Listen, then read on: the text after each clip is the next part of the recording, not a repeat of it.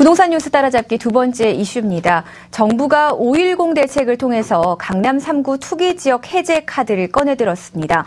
총부채 상환 비율 DTI를 빼고는 노무현 정부 때 걸어둔 부동산 관련 빚장을 거의 다 해제한 것인데요. 그럼에도 불구하고 시장에서는 주택시장을 되살리기에는 역부족이라는 의견이 계속해서 나오고 있습니다. 이래도 안 되고 저래도 안 되고 또 시장이 원하는 대책은 무엇인지 살펴보는 시간 갖도록 하겠습니다. 정부가 이 극도로 위축된 주택시장을 좀 활성화시키기 위해서 대책을 또 한 번 내놨습니다. 그런데 작년에도 비슷한 대책들 4차례나 나왔었거든요. 이번 대책에 대한 시장의 반응 어떻습니까? 결론적으로 말씀드리자면 시장의 반응이 그렇게 썩 좋지만은 않습니다.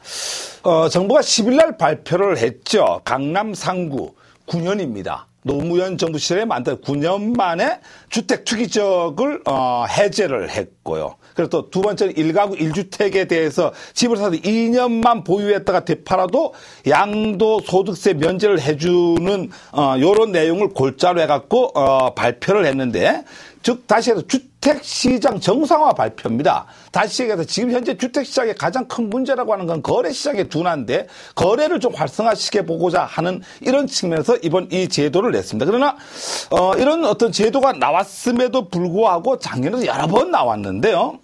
상당히 문제가 되고 시장이 그렇게 뜨겁게 반응을 하지 않는다라고 하는 거죠. 가장 큰 원인은 이미 발표되기 이전에 시장에서 이미 이 발표 내용을 다 알고 있었고, 또 시장에서 바랐던 어떤 핵심 발표 내용이 뭐였냐면은 DTI 규제를 좀 완화를 해달라, 아니면 취득세, 등록세 감면을 해달라, 이런 것들을 요구를 했댔는데 여기에 대해서 알맹이가 완전히 빠져 있었다라고 하는 거죠. 이 부분에서 국토해양부에서 얘기하는 것은 거래 활성화, 주택 집값을 올리기 위해서, 집값을 띄우기 위해서 이 정책을 내놓은 건 아니다. 즉 집살 능력은 갖고 있지만 내 집 마련을 미루고 있는 사람들, 이런 실수요자들이 좀 거래를 정상화하기 위한 대책으로 내놨기 때문에 이 정도는 만족한다라고 하는 게 이제 국토해양부의 생각입니다. 네, 정부에서도 좀 고심을 많이 한 것 같긴 한데요. 노무현 정부 때 묶어놨던 그런 정책들을 거의 다 푼 것과 마찬가지입니다. 근데 그런 것 치고는 시장 반응이 너무 냉랭하거든요. 어떻게 보십니까? 네, 정부도 고심을 많이 했죠. 이게 과연 이제 아까 9년 만에 이제 노무현 정부 시절에 도입된 규제 중에서 가장 핵심적인 큰 규제죠. 네. 투기 지역을 해제를 했다. 상징적 의미가 상당히 크다, 이렇게 보는데요. 이런 카드를 내놨지만 시장은 냉랭하다라고 하는 거죠. 그럼 아까 얘기대로 시장에서 요구하는 건 DTI 규제 완화라든가 상당히 좀 더 폭발적이고 더 자극적인 걸 원했지만은, 네, 실질적으로 부동산 시장의 핵심 규제가 DTI 쪽인데 이거를 하게 된 기재부가 상당히 가계대출 문제 때문에 엄청 많이 반대를 했다라고 하는 거죠. 시장의 눈치를, 부동산 시장의 눈치를 보는 것도 중요하지만 그것보다도 전체 가계대출, 대한민국 경제 전체에 미치는 영향을 우선적으로 고려해야 된다. 이게 기재부의 문제고, 또한 이제 시장에서 많이 요구하는 게 취득세 감면 혜택입니다. 이것도 이제 다시 부활해야 된다라고 시장에서는 요구하고 전문가들도 많은 요구를 했지만은, 이게 지금 만약에 이게 된다라고 하면 세수에 허덕이는 지자체들, 지방자치단체가 상당히 또 반발을 할 우려가 있습니다. 이것 때문에 또 이것도 고려하다 보니 못했습니다. 그러다가 4.11 총선 이후에 또 한 가지는 이런 것들을 이미 이런 발표가 될 것이다라고 하는 걸 시장에서 이미 알려지다 보니까 정책 효과가 반감될 수밖에 없었다라고 하는 게 이제 시장 반응이 또 냉랭하게 된 어떤 이런 부분이고요. 또 한 가지는 총선 이후에 어떤 부동산 대책에 대한 기대감이 이게 발표하기 전이죠.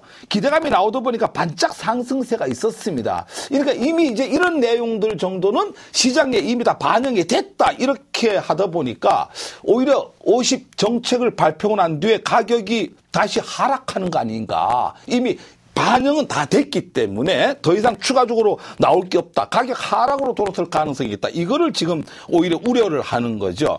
주택시장에서는 이렇게 우려를 하지만 정부에서 바라보는 것은 그렇지만은 않습니다. 집값이 추가적으로 하락하는 부분은 막았지 않느냐, 또 이런 부분하고, 주택 경기가 가장 과열이 됐을, 노무현 정부 시절에 과열이 됐을 때에 도입했던 상당히 강력한 규제책, 이 자체를 해제를 함으로써 선순환 구조가 시장에서 이루어질 수 있는 어떤 기틀을 마련했지 않느냐, 이런 측면에서는 상당히 좀 긍정적인 효과가 있지 않느냐, 이렇게 보는 효과가 하나가 있고요. 두 번째로 이제 이번 정책 중에서 시장에서 상당히 반겨하는 부분이 하나가 뭐니까 수도권 중대형 아파트에 대한 일대일 재건축 사업입니다. 이거 규제를 이번에 풀었죠. 지금까지 1대1 재건축 시장이라고 하는 것은 기존 주택 면적의 10% 범위 안에서만 이제 면적을 늘릴 수 있는데 이거를 20에서 30%까지 늘리는 안을 이번에 이제 정책적으로 결정을 짓다 보니까 상당히 여기에 대한 기대감이 많다 이렇게 보는 거죠. 수혜단지 한번 볼까요? 강남 음마아파트 수혜단지죠. 논현동 경복아파트, 청담동 삼익, 삼성동 홍실, 삼성동 상하 2차 이런 쪽이 1대1 방식의 바로 직접적 수혜가 이루어질 지역인데요. 사업 속도가 상당히 빨라질 걸로 예상이 됩니다.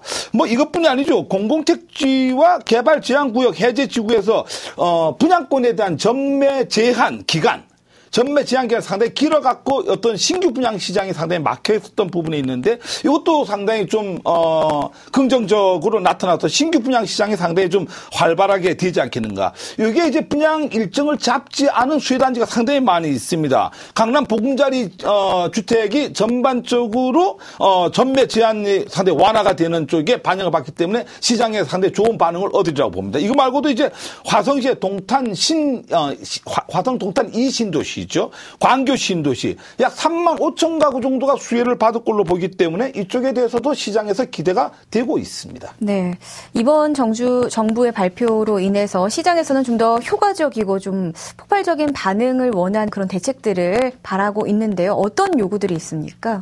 예, 뭐 시장에서는 뭐 상당히 좀 더 폭발적이고 시장 중심적이고 소비자 중심적, 즉 그 거래가 직접적으로 활성화될 수 있는 좀 더 자극적인 걸 원하죠. 이러다 보니까 추가 대책이 반드시 필요하다. 추가 대책을 내달라라고 하지만 아까도 얘기했지만 정부 입장에서는 국토해양부 입장에서는 부동산 시장을 살려야 되기 때문에 당연히 그러고 싶어도 기획재정부 입장에서는 나라 전체 살림을 또 봐야 된다라고 하는 부분이죠. 가계대출이 되게 문제가 되고 금리 문제, 금융 문제 이게 전반적으로 연결이 돼 있다라고 하는 거예요. 여기에다가 이제 가장 큰 게 물가 문제가 상당히 뒷덜미를 잡고 있기 때문에 이런 어떤 정책적인 부분을 시장에다 반영을 바로 하기는 어렵다라고 보는 게 현재 정부가 바라보는 입장이고요.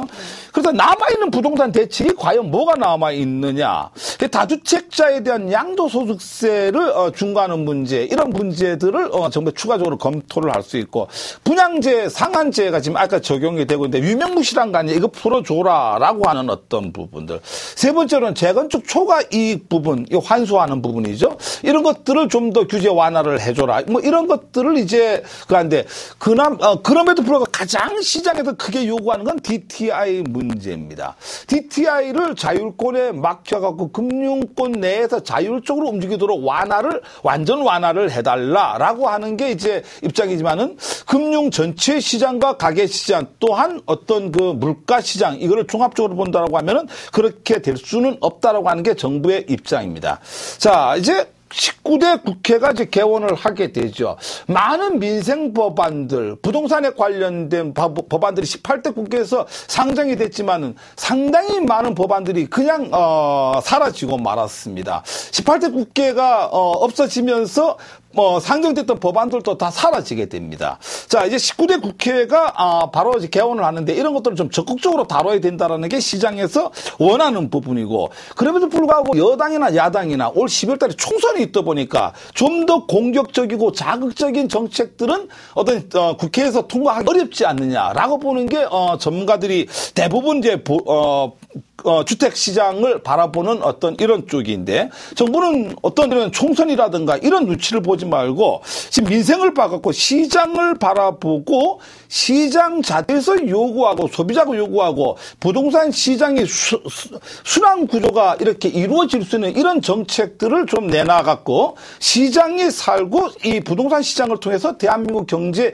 전체 시장이 사는 이런 쪽으로 가야 되지 않나 이렇게 생각을 합니다. 네, 잘 들었습니다.